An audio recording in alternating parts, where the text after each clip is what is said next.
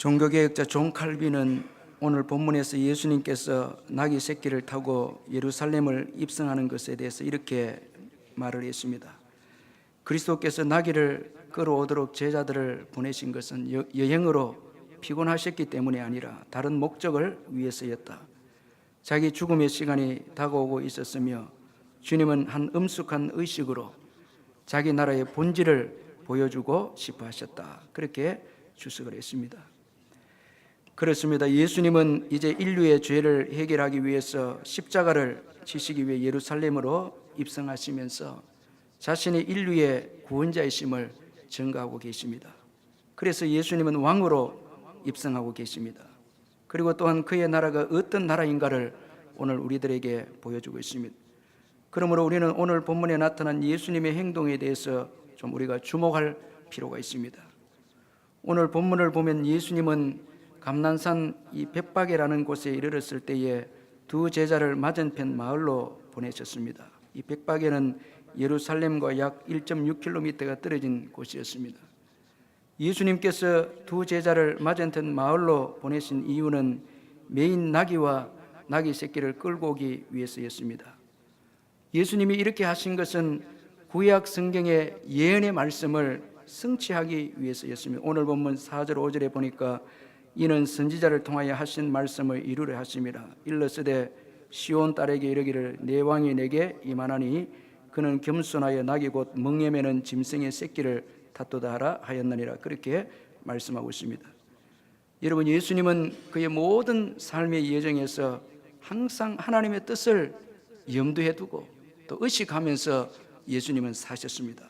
그래서 오늘 본문에서도 예수님은 자신이 왕으로 예루살렘에 입성하는 것을 염두하셨습니다. 이미 구약에 예언된 그 말씀대로 예수님은 메시아로서 왕으로서 이제 예루살렘으로 입성을 하시기로 원하셨다는 것입니다.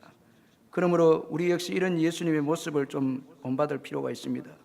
우리의 삶의 여정을 향한 주님의 뜻을 우리가 생각하면서 살아야 하는 것입니다. 그저 내 뜻대로 살고 되는 대로 살고 그렇게 삶을 살면은 우리를 통해서 하나님의 뜻이 이 땅에 임하게 되는 역사가 일어날 수가 없다는 것입니다. 그러나 우리가 매일 주님의 뜻이 무엇일까? 우리가 묵상하면서 그 주님의 뜻을 깨달아서 이 땅에 살아갈 때에 부족하고 연약한 저와 여러분이지만은 하나님 나라가 이 땅에 임하게 되는 역사가 일어나게 될 줄 믿습니다. 이처럼 예수님은 예루살렘에 들어가시면서 하나님의 뜻을 따라서 입성하셨습니다.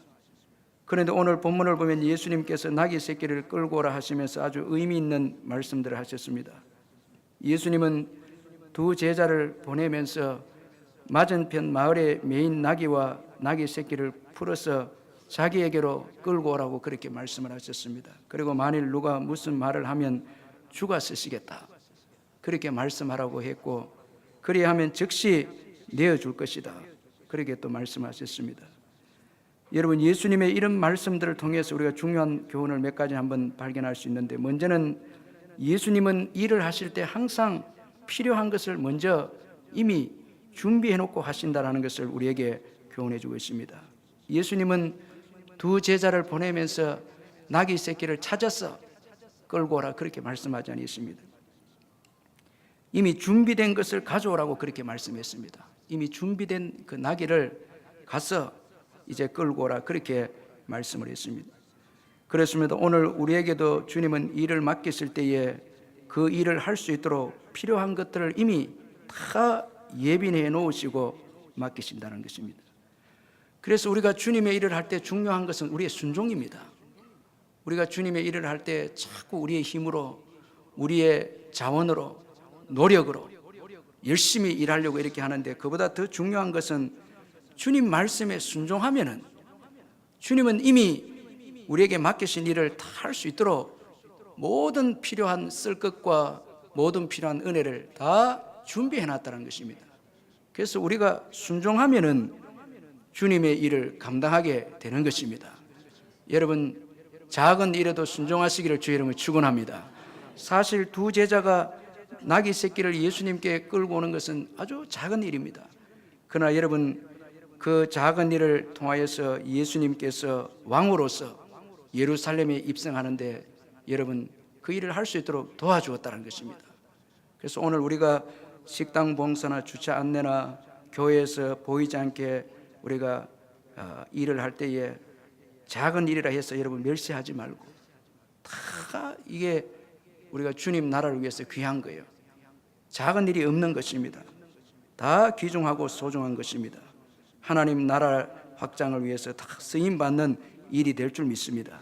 그래서 우리는 순종하기만 하면 된다는 것입니다. 그리고 예수님은 사람이나 만물을 사용하실 때는 친히 예수님께서 주체가 되어서 쓰신다는 것입니다. 그래서 오늘 본문에 보면 주가 쓰시겠다 그렇게 말씀을 하고 있습니다. 따라서 우리가 먼저 쓰임받고자 해서 쓰임받은 것이 아니라 주님이 우리를 불러주셨기 때문에 저와 여러분이 이제 쓰임받고 있는 것입니다. 우리의 행위 때문이 아닌 것입니다. 전적으로 우리를 불러주신 주님의 은혜 때문에 그렇습니다. 예수님은 나귀 새끼를 사용했습니다. 여러분 이 나귀 새끼는 연약합니다. 그리고 또 일의 경험이 없는 이 나귀 새끼를 사용했습니다. 한 번도 이제 짐을 나르지 않은 그런 나귀 새끼를 사용을 했습니다. 따라서 여러분 내가 강해서 쓰임받고 경험이 있어서 또 심지어는 준비했기 때문에 쓰임받는다. 여러분 그런 생각하면 안 됩니다. 하나님께서는 연약한 자들도 들어 쓰시고 준비되지 못하고 경험도 없고 초보자인 자들 들어 써서 그렇게 쓰실 때도 있다는 것입니다. 다 주님께서 주체가 되셔서 일꾼을 사용한다는 것을 우리가 기억하고 지금 내가 주님 앞에 쓰임받고 있다면 감사해야 하는 것입니다. 감사하는 저와 여러분 되시기를 주님의 축원합니다. 또한 주님은 만물의 주인이시다는 것입니다. 그래서 예수님은 주가 쓰시겠다. 자신을 향해서 주라고 그렇게 말씀을 했습니다. 이 주라는 것은 만물의 주인을 의미하는 것입니다. 그러므로 내가 소유하고 있는 것을 내 것으로 여기면 안 되는 것입니다. 우리는 다만 주님의 것을 맡고 있는 청직인 것입니다. 다 우리의 모든 것은 다 주님의 것입니다. 내 것이다 생각하기 때문에 감사와 자유가 없는 것입니다. 매여 있고 불안하고 그런 것입니다. 여러분 우리가 가지고 있는 것을 주님의 것으로 인정할 때 우리는 놀라운 축복을 누리게 되는 것입니다. 오늘 본문에 보면 매인 나귀를 풀어 그렇게 말씀하고 있는데 여러분 이 풀어라는 말씀은 몇 가지 의미가 있는데 자유롭게 하다, 원 상태대로 하다 이런 의미가 여기에 담겨져 있습니다. 사실 풀어서 오면 자유하게 되고 주님께로 오면 자유하게 되고 또 주님께로 오면 원 상태로 이제 회복되는 것입니다. 이 원 상태로 돌아오는 것입니다. 따라서 우리의 것을 주님의 것으로 인정할 때에 원 상태대로 되는 것입니다. 자유하게 되는 것입니다. 다 주님의 것이다 인정하게 되면 자유하게 되고 또 원 상태가 되는 것입니다. 그러므로 여러분 주님이 쓰시고자 하면 내어드리시기를 주의 이름으로 축원합니다. 이게 원래 목적인 것이에요. 나귀는 메어두는 것이 목적이 아닙니다. 풀어서 짐을 나르든가 예수님을 또 나귀 오늘 본문의 나귀 새끼는 예수님을 태워 가도록 그렇게 창조된 것입니다. 메어두고 있으면 안 되는 것입니다. 저는 이 말씀을 묵상하면서 우리 성도들 가운데 자꾸 메어두고 재능도 메어두고 물질도 메어두고 시간도 메어두고 내 것이라고 자꾸 내 자신도 메어두어서 주님께 풀어서 주님께 드리지 못하고 자꾸 매여 있는 인생으로 살고 이렇게 되면 참 얼마나 불행할까. 나중에는 다 잃어버리는 것입니다. 절대 메어두면 안 되는 것입니다. 여러분 어떤 분은 집에 가보면은 뭐 찬장에 예쁜 그릇을 진열해. 그릇은 물건은 쓰기 위해서 있는 거지 진열하기 위해서 있는 거 아닙니다. 다 그 물건은 여러분 써야 되는 것입니다. 하나님께서 천지 만물을 창조하시고 우리를 만드신 것은 주의 영광을 위해서 사용하도록 만든 것입니다. 그래서 우리는 메어두고 있으면 안 된다는 것입니다. 풀어서 주님이 원하시면 가져가야 거기에 자유가 있고 거기에 창조적인 축복이 있고 거기에 이런 원상태로 하나님께 영광 돌리는 그런 원상태로 돌아가는 회복이 있게 되는 것입니다. 모든 만물은 주님을 위해서 창조했습니다. 할렐루야. 모든 만물은 주님을 위해서 창조된 것입니다. 이렇게 할 때에 진정한 자유와 축복을 누리게 되는 것입니다. 사울 왕은 왕이라는 그 은혜의 직분을 받았습니다. 사울 왕이 왕으로서 그 은혜의 직분을 받아서 정말 잘한 것이 한 가지 있다면 그는 야베스 길앗 야베스 거민들이 어려움에 처하게 되었을 때에 이 사울 왕이 그 어려움에 처한 길앗 야베스 거민들을 구원해 주었습니다. 여러분, 이 왕의 직분의 은혜, 이것을 올바로 잘 사용했을 때 나중에 사울이 비참하게 죽었을 때에 사울에게 도움을 받은 야베스 거민들이 위험을 무릅쓰고 사울 시신을 구해와서 장사를 지내주었습니다. 그러나 사울 왕은 왕이라는 이 은혜의 직분을 가지고 대부분 자기를 위해 사용했습니다. 참 여러분, 너무 안타까운 일이었습니다. 그래서 많은 시간을 다윗을 죽이는 데 사용함으로 결국 사울 왕은 비참한 최후를 맞이하고 말았다는 것입니다. 하나님이 주신 귀한 왕의 직분을 가지고 하나님의 영광을 위해서 쓰고 이웃을 위해서 썼더라면 사울 왕은 정말 축복의 인생이 되었을 터인데, 그는 하나님이 주신 왕의 은혜의 직분을 가지고 자기만을 위해서 사용하고 죄 짓는 데 사용함으로 인해서 비참한 최후를 맞이한 것을 볼 수가 있습니다. 그러므로 하나님이 주신 은혜들을 나를 위해 쓰기보다 하나님과 이웃을 위해서 쓰는 저와 여러분 되시길 바랍니다. 여기에 더 큰 축복이 있다는 것입니다. 빙점을 쓴 미우라 야쿠는 크리스찬 여류 작가인데, 그녀가 소설 빙점을 쓰게 된 데에는 이런 사연이 있었습니다. 미우라 야쿠는 남편의 월급만으로는 살림을 꾸려가기가 어려워서 구멍가게를 냈습니다. 그러나 돈을 벌면서 동시에 손님들에게 그리스도의 사랑을 전하면서 봉사를 했는데, 그 결과 구멍가게를 찾는 사람들의 신용을 얻게 되어져서 이 구멍가게는 번창하게 되었습니다. 그러던 어느 날 직장에서 돌아온 남편은 바쁘게 일하는 이 아내를 보면서 농담 반 진담 반으로 이런 말을 했습니다. 여보, 우리 가게로만 손님이 몰려서 다른 가게들이 문을 닫게 되면 어떡하지? 이런 말을 한 것입니다. 미우라 아야코 여사가 이때 크게 깨달음을 얻게 되었습니다. 그래서 가게에 진열하던 물건의 가지수를 줄이기로 했습니다. 어떤 물건은 아예 가져다 놓지도 않았습니다. 손님이 그 물건을 찾으면은 그 물건은 저 집에 가서 사실 수 있습니다. 그렇게 다른 구멍 가게로 손님을 보내주기 시작했습니다. 이때 이 미우라 아야코에게는 말할 수 없는 기쁨이 넘쳐나게 되어졌습니다. 이 여러분, 하나님 나라의 비밀인 것입니다. 다른 사람을 위해서 본인이 희생하니까 남모르는 기쁨이 생겼고 시간적인 여유가 생겼습니다. 그래서 여러분, 이 글을 쓴 것이 바로 유명한 소설 빙점이라는 소설인 것입니다. 참 그 기쁨과 여유와 이 자유함을 통해서 이제 나온 소설인 것입니다. 이번에 우리 부활주일 헌금의 일부는 정필 선교사님 사역하는 인도네시아 먼따와의 신학교 도서관 건립과 모잠비크 정명섭 선교사님 차량 지원에 일부를 드리는데, 저는 우리 모든 성도님들이 기쁨으로 이 일에 동참하시기를 바랍니다. 빌립보서 4장 18절 19절에 보면은 내게는 모든 것이 있고 또 풍족한지라 에바브로디도 편에 너희가 준 것을 받음으로 내가 풍족하니 이는 받으실 만한 향기로운 제물이요 하나님을 기쁘시게 한 것이라. 나의 하나님이 그리스도 예수 안에서 영광 가운데 그 풍성한 대로 너희 모든 쓸 것을 채우시리라. 축복을 약속을 했습니다. 바울은 빌립보 교회가 보내준 이 선교 헌금을 표현하기를 받으실 만한 향기로운 제물이다, 이렇게 표현했습니다. 이 예배라는 거예요. 이 헌금을 예배다, 그렇게 표현하고 있고 하나님을 기쁘시게 한 것이라 또 그렇게 표현했습니다. 참 저희 교회가 우리 성도님들이 이 선교와 구제와 이 복음 전하는데 기쁨으로 동참하고 한 것에 대해서 너무너무 참 감사합니다. 이 기쁜 일이라 이렇게 표현되어 있고 또 향기로운 그 제물이다, 이렇게 표현되어 있습니다. 여기에 대해서 사도 바울이 너무 감사해서 사도적인 축복을 선언하고 있는데, 나의 하나님이 그리스도 예수 안에서 영광 가운데 그 풍성한 대로 너희 모든 쓸 것을 채우시리라, 그렇게 이 빌립보 교회를 축복해 주었습니다. 이런 축복이 여러분들의 있기를 주의 이름으로 축원합니다. 이제 예수님은 두 제자가 끌고 온 나귀 새끼를 타고 예루살렘으로 입성합니다. 예수님께서 나귀 새끼를 타고 입성하는 것은 아주 중요한 의미가 담겨져 있습니다. 이것은 예수님이 구약 성경에서 예언된 인류를 죄에서 구원하실 왕이심을 증가하는 것입니다.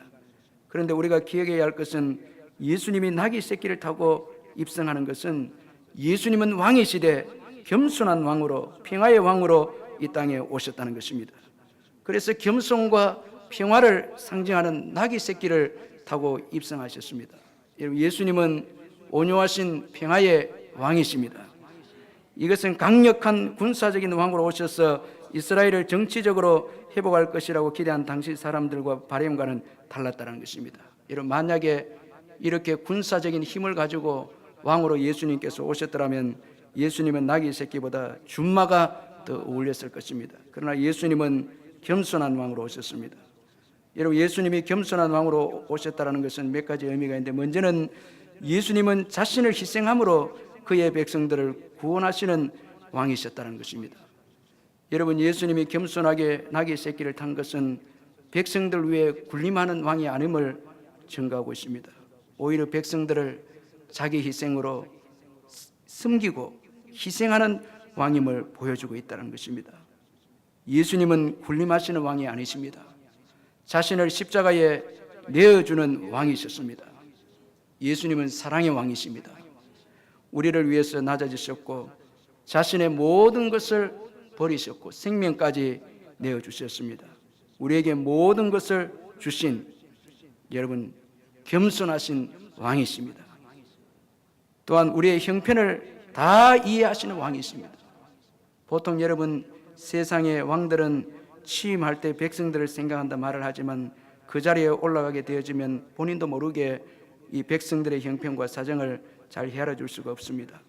그러나 예수님은 겸손하셔서 우리가 고통당하고 시험당하고 또 우리가 아픈 것들을 예수님께서는 다 이해하시고 다 우리를 위로해 줄 수 있다는 것입니다. 그래서 겸손한 왕으로 예수님께서 오셨다는 것입니다. 그리고 겸손한 왕으로 오셨다는 것은 낮아지심으로 승리하신 왕이시다라는 것을 또 증거하고 있습니다. 예수님이 겸손하셨다는 것은 자신의 모든 권리를 다 내려놓았다는 것을 의미하는 것입니다. 예수님은 하나님과 동등되신 분이십니다. 그런데 겸손하게 오셨다는 것은 자신의 모든 권리를 다 내려놓았다는 것입니다. 그 이유는 하나님의 뜻을 온전히 이루시기 위해서 자신의 모든 권리를 다 내려놓으셨다는 것입니다. 하나님은 이런 예수님을 마침내 승리자가 되게 하셨습니다. 그래서 빌립보서 2장 6절에서 9절에 보니까 그는 근본 하나님의 본체시나 하나님과 동등됨을 취할 것으로 여기지 아니하시고 오히려 자기를 비워 종의 형체를 가져사 사람들과 같이 되셨고 사람의 모양으로 나타나사 자기를 낮추시고 죽기까지 복종하셨으니 곧 십자가에 죽으심이라. 이름으로 하나님이 그를 지극히 높여 모든 이름 위에 뛰어난 이름을 주사. 그렇게 말씀하고 있습니다.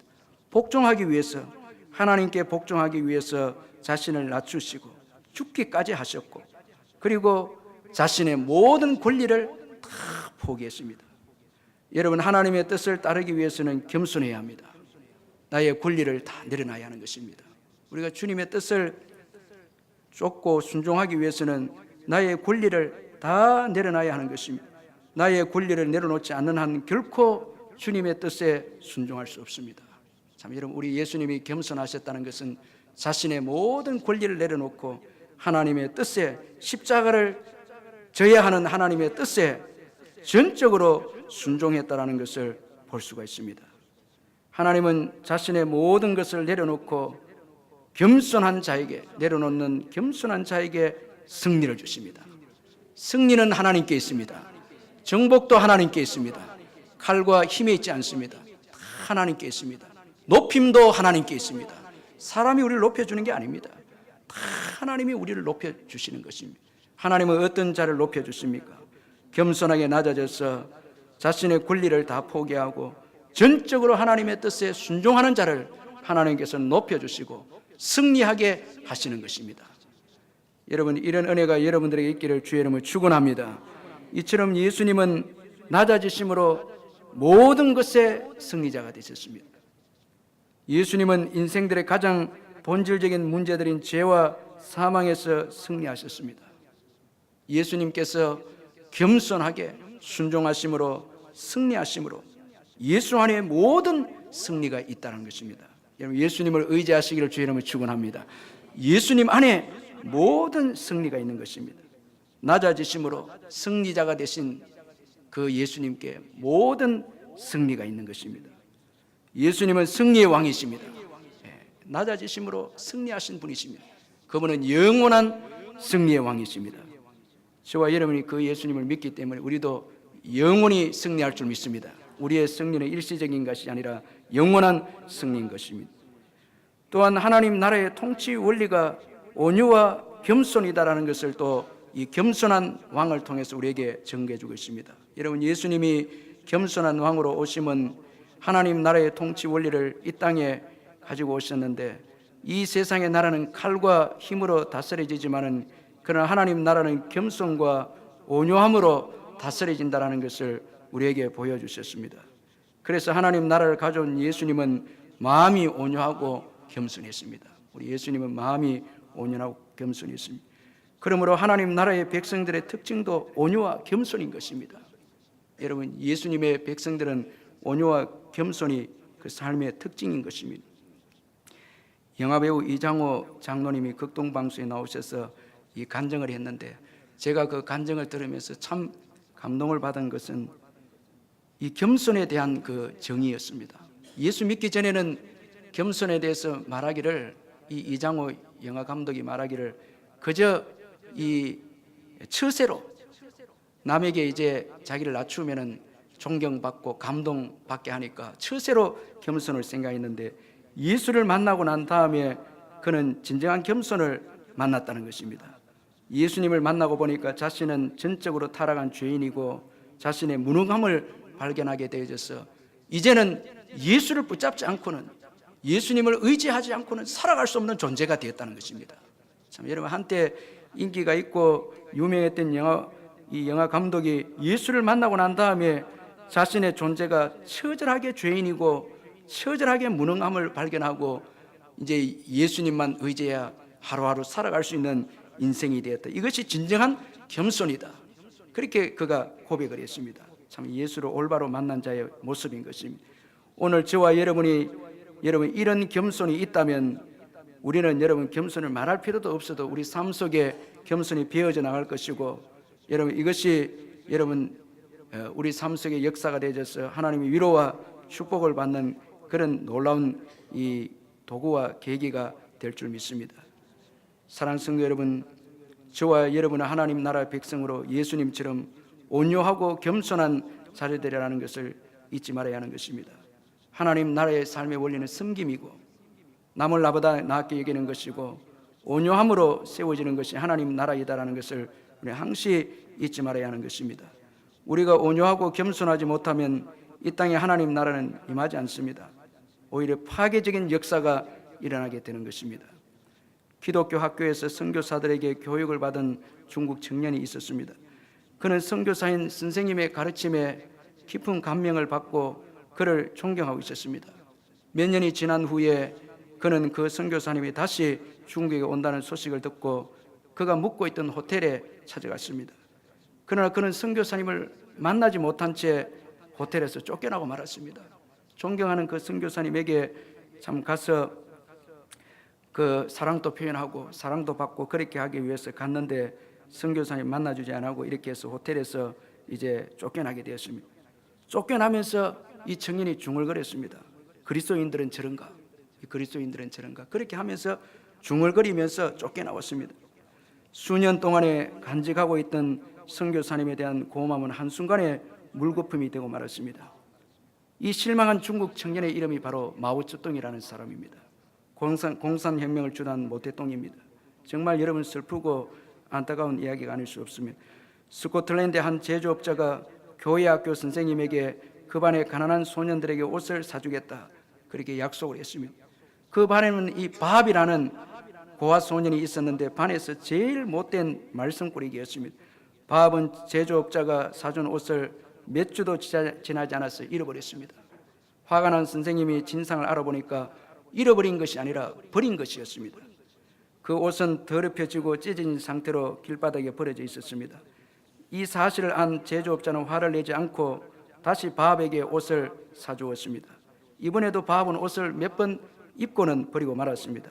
선생님은 제조업자에게 바합은 구제불능이니까 더 이상 도와줄 필요가 없다 그렇게 말했습니다. 그러나 조제업자는 아무런 내색도 하지 않고 바합에게 또 옷을 사주면서 정기적으로 교회에 꼭 출석해야 한다는 조건으로 이제 이 조건을 붙였습니다. 바합은 충실하게 교회 학교에 다녔고 마침내 예수님을 구주로 믿게 되었습니다. 이 말썽꾸러기가 훗날 중국에까지 가서 복음을 전하고 성경을 중국어로 번역하기도 한 위대한 선교사 로버트 모리슨 선교사인 것입니다. 여러분, 이 제조업자의 온유와 인내가 위대한 선교사를 만들어냈다는 것입니다. 이것이 겸손의 능력이고 온유의 능력인 것입니다. 그래서 우리가 교회에서는 예수님의 겸손과 온유를 본받아서 하나님 나라의 백성들은 온유하고 겸손하고 그렇게 우리가 그 은혜대로 살면은 우리의 삶 속에 놀라운 하나님 나라가 임하게 되고, 그리고 온유한 자는 또 땅을 차지하는 축복이 있게 되는 것입니다. 여러분, 혈기를 버리고 욕심을 버리고 또 우리의 힘을 다 내려놓고 예수님처럼 겸손하시기를 주의 이름으로 축원합니다. 어린아이들을 대하고 섬길 때도 온유하고 겸손함으로 대하고 교회 일을 할 때도 여러분 남을 나보다 낫게 여기고 하나님 나라의 삶의 원리인 것입니다. 그렇게 하고 여러분 지는 것 같아도 남을 사랑하고 이해해주고 섬기고 그렇게 할 때에 높아지게 되고 하나님 나라가 이 땅에 임하게 되는 것입니다. 여러분 5절을 보면 내 왕이 내게 임하니 그렇게 말씀하고 있습니다. 예수님은 우리의 왕이 되십니다. 내 왕이 내게 임하니 그렇게 말씀하고 있습니다. 예수님은 우리의 왕이 되십니다. 사랑으로 우리를 통치하시는 왕이십니다. 사랑으로 우리를 통치하시는 왕이십니다. 그러므로 왕이신 예수님의 통치를 받아야 하는 것입니다. 여러분, 예수님은 우리의 왕이십니다. 왕인 예수님의 통치를 받아야 하는 것입니다. 여기에 축복이 있습니다. 여러분, 왜 공고하고 염려와 불안이 있습니까? 예수를 믿는데도 불안해하고 염려하고 또 열매도 없고 이렇게 하는 삶은 내가 왕이 되었기 때문에 그렇습니다. 내가 자꾸 나를 다스리려고 하고 내가 책임지려고 하고 그렇게 살기 때문에 공고하게 되고 염려하게 되고 불안하게 되는 것입니다. 이제 나를 다 내려놓고 예수님을 왕으로 인정하시기를 주의 이름으로 축원합니다. 예수님께서 나의 삶을 다스려 주십시오. 나의 삶을 이끌어 주십시오. 어떤 분이 수많은 고아들을 양육한 이 조지 물러 목사님에게 하나님이 당신을 통해서 그 크고 놀라운 일을 행하신 이유가 무엇입니까? 그렇게 물었습니다. 조지 물러는 하늘을 쳐다보다가 머리를 무릎에 닿을 때까지 숙였습니다. 그리고 잠시 침묵이 흐른 후에 이렇게 말했습니다. 오래전 청년 조지 물러가 세상을 떠날 때였습니다. 청년인 그때 제겐 많은 꿈이 있었습니다. 그때 저는 주님, 지금부터는 내 뜻대로 마시고 주님의 뜻대로 하옵소서. 왕이신 예수님께 자신의 모든 것을 맡기는 기도를 드렸다는 것입니다. 그때부터 하나님은 저를 통해서 일하시기 시작하셨습니다. 그렇게 말씀을 했습니다. 여러분, 고난 주일에 겸손하게 여러분 나귀 새끼를 타고 오신 그 예수님은 저와 여러분의 왕이신 것입니다. 우리를 다스리시기를 원하시는 분이시다는 것입니다. 우리의 뜻과 모든 계획들을 내려놓고 나를 다스려 주옵소서, 나를 지배해 주옵소서. 이렇게 할 때에 축복의 역사가 일어날 줄 믿습니다. 인도의 위대한 선교사 스탠리 존스가 인도에서 사역을 시작한 지 8년 6개월쯤 되었을 때에 그는 맹장 파열을 겪었고 그 결과 파상풍에 감염이 되었습니다. 그리고 파상풍으로 인해서 신경쇠약에 걸려서 무엇을 하든지 모든 것들이 그저 혼란스럽기만 했습니다. 결국 그는 선교를 그만 포기하고 본국으로 돌아가 나빠진 건강을 회복해야겠다고 그렇게 생각했습니다. 그 무렵 어느 날 그는 인도 북부 러크나우 교회를 이제 찾아가게 되어졌습니다. 그리고 그 교회에 도착해서 예배당 뒤에서 기도할 마음이 생겨서 무릎을 꿇고 기도하고 있는데 하나님의 음성이 들려왔습니다. 내가 내게 맡긴 일을 감당할 준비가 되어 있느냐? 이런 하나님의 음성이 스탠리 존스에게 들려왔습니다. 그는 대답했습니다. 아닙니다, 주님. 저는 끝장나고 말았습니다. 제 육신의 한계에 이르러 더 이상은 하나님이 맡기신 일을 할 수가 없을 것 같습니다. 이렇게 말했을 때 하나님께서 말씀하셨습니다. 그 문제를 나에게 완전히 맡기고 염려하지 않겠다면 내가 해결해 주마. 그 문제를 완전히 왕이신 하나님께 맡기고 염려하지 않겠다면 주님께서 해결해 주시겠다는 것입니다. 이때 스탠리 존슨은 네, 그렇게 하겠습니다. 그렇게 대답을 했는데, 그리고 무릎을 펴고 일어나는 순간 자신이 건강하게 회복되었다는 것을 알게 되어졌습니다. 그날 밤 집으로 돌아오는 길 분명히 발을 딛고 걷고 있었지만 구름 위를 걷는 것처럼 발걸음이 가볍게 느껴졌다고 그렇게 말을 했습니다. 그리고 이후로 그는 정말 헌신적으로 말씀을 전했습니다. 50년이 넘는 세월 동안 그는 책을 쓰기 위해 특별 휴가를 낸 경우를 제외하고 매일 2차례에서 5차례씩 설교를 했습니다.